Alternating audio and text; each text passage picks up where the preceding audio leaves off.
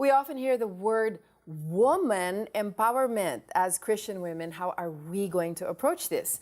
To help us answer that question, we have invited an optometrist turned global missionary. She has traveled the globe and she has lived in diverse locations and in over 8 different countries, from the Middle East to Europe and even here in Asia. She was born in the Philippines and she is married to a Dutchman. They've been married for 25 years and they have 2 lovely daughters. Please welcome on the show, Ruth Cube Keijdener.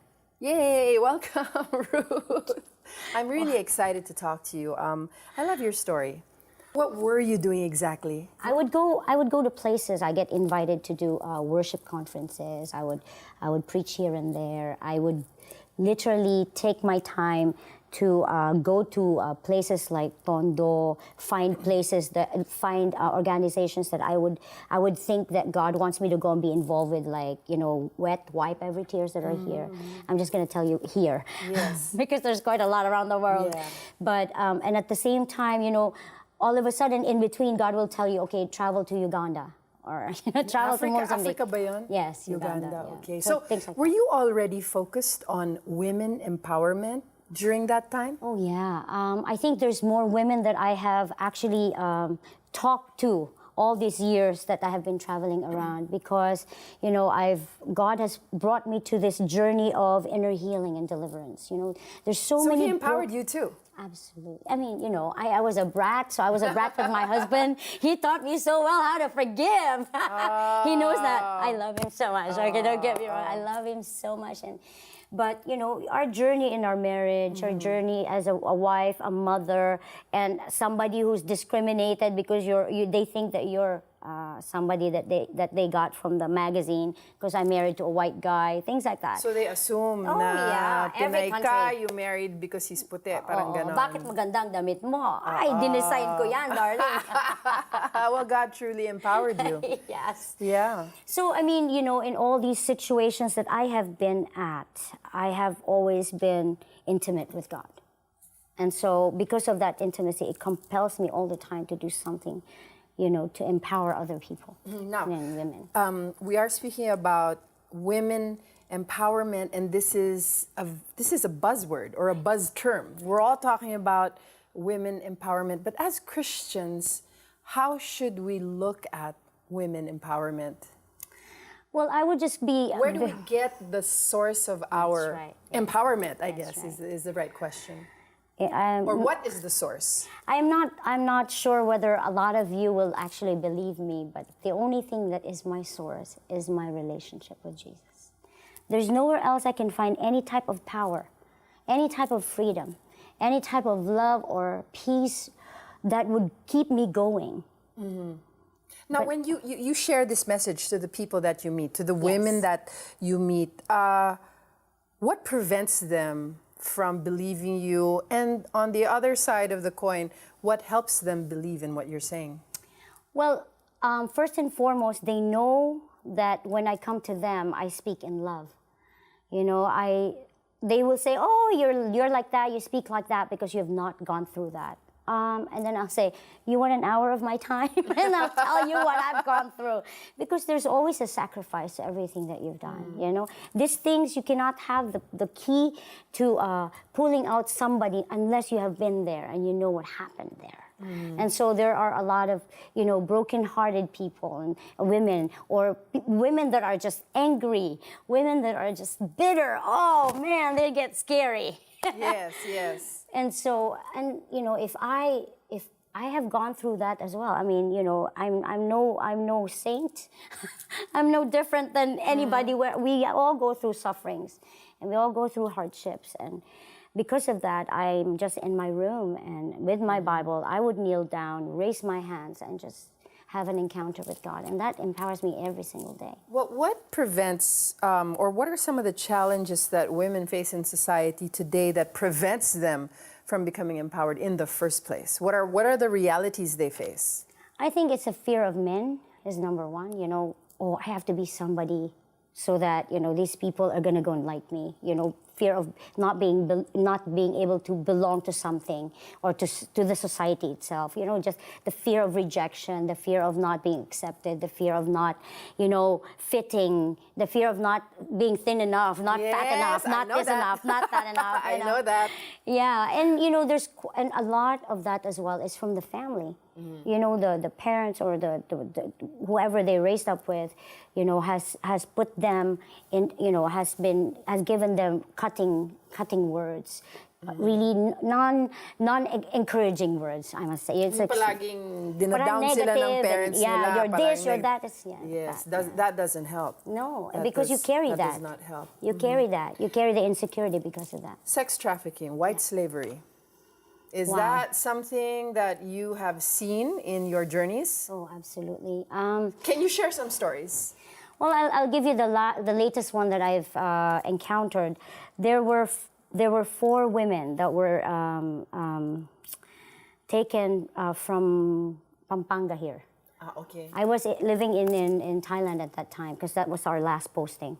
So we were in Thailand. They were taken by these evil men, brought them by a boat. Kinidnap sila? No. They were Sumama promised. Sila. They were promised a better life. Yeah, they were promised $500 per month. They will serve in a restaurant. Yeah. Okay. So the 16-year-old maglalaya siya because she was just rebelling. She's 16. She thinks she knows it. Sumama siya.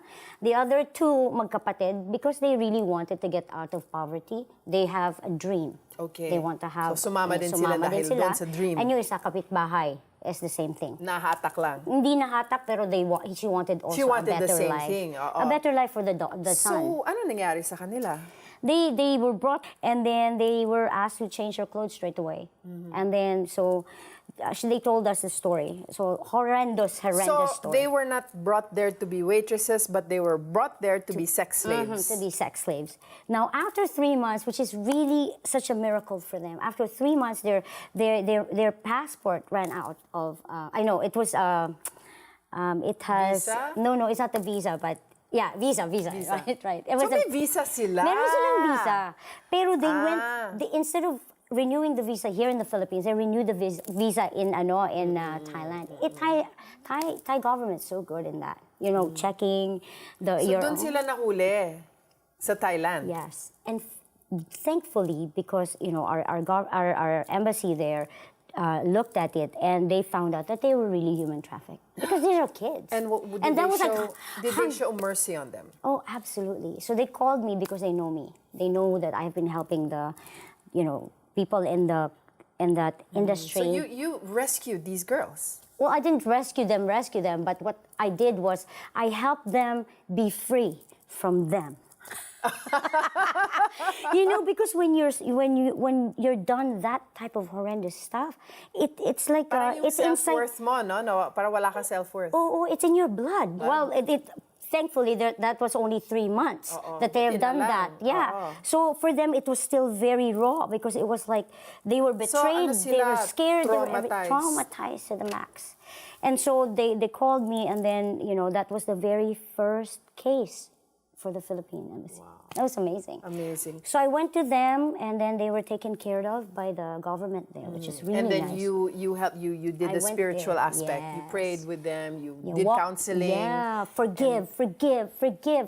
That's all. That's so hard to do. How do you forgive your rapists and the evil men who used you? Yeah, you choose. You speak it. You declare it. I am really excited because you are also an event organizer and you've got a big event coming up on June 1, and the focus is still on empowerment. Yes. Am I right? Yes. Because you are all about beautiful and powerful women of God. Amen. Amen. So let's Only talk about God. your event. I have the poster here right now. Can I show it?